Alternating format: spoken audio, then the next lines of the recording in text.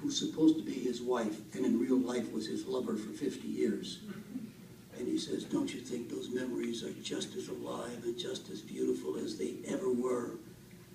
So, you know, like I said, when I was locked in a cement box for a year, and when I've been through other kinds of hell in my life, I can close my eyes and remember the magic of my life. Not how much money I made,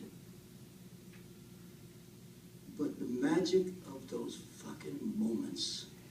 Even just now, talking about the Grease, it was fucking spectacular.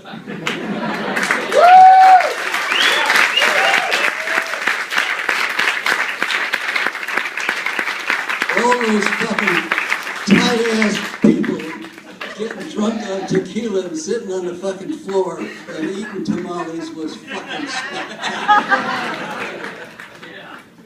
Without any further ado now, we're going to show a feature by Bernard L. Kowalski that never gets screened. I can't believe that we got the scope print that you found.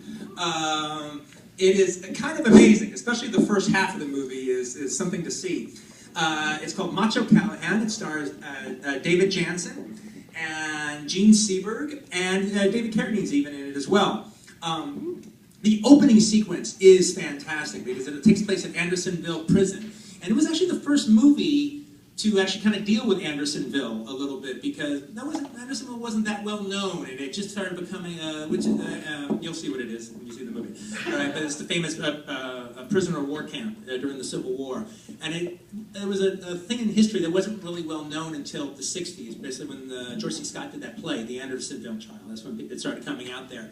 But the first movie to actually deal with it is Macho Callahan. And if it's not Andersonville, it's supposed to be a place like Andersonville.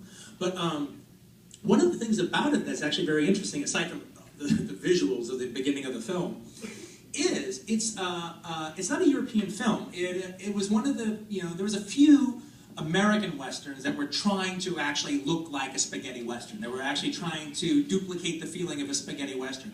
Now, almost every single one of those movies fucking suck because they couldn't duplicate that kind of thing. Macho Callahan is the only American, I don't know where they shot it, but it's the only American-backed movie that was trying to be like a spaghetti Western that nails it. In fact, it nailed it so big that American Westerns didn't do anything in Europe during that time, except for Macho Callahan. Macho Callahan killed it in Europe. Killed it so much that Macho Callahan became a character in other spaghetti Westerns. Just like there was all these Django movies and Sartana movies where they would just take the name. There's another movie where, called Macho Callahan Comes, You Prepare to Die, or something like that. Well, anyway. Without any further ado, 1 second. With a little further ado, I just want to tell you about memories. God bless all of you for being here. This is one of my terrific